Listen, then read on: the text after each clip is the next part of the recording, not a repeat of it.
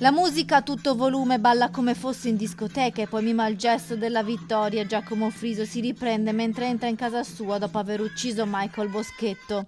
Si vede un po' soffuso all'inizio, poi accende la luce, attacca la musica, balla, fa il segno di vittoria, di ok, cioè come per dire cioè, mi è andata bene e poi segno di vittoria.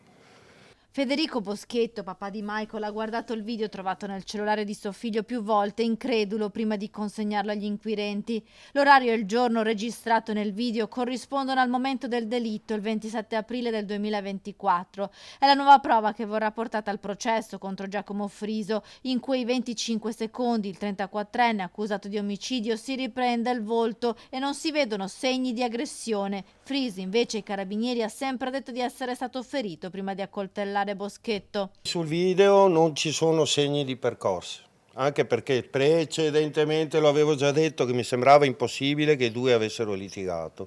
Uno, perché è una vita che non si vedevano.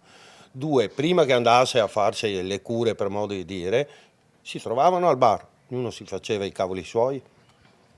Cioè, non si mai sta più le cose che non si piacevano, cioè cose vecchissime. Il video è stato ritrovato dopo che il cellulare di Michael Boschetto, trovato in casa di Friso dopo il delitto, era stato riconsegnato ai familiari della procura che non era riuscito a sbloccarlo. La fidanzata del 31enne invece aveva un codice ed è riuscita a sbloccare il dispositivo. L'intento era di sbloccare il telefono per scaricare immagini, video, tutte le cose di Michael.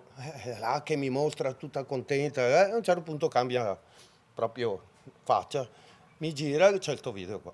4 coltellate mortali, poi la corsa a casa sua con il cellulare della vittima e la tentata fuga. Sono pochi i metri che dividono le abitazioni di Friso e Boschetto. Ora questa prova potrebbe essere fondamentale nel processo a settembre.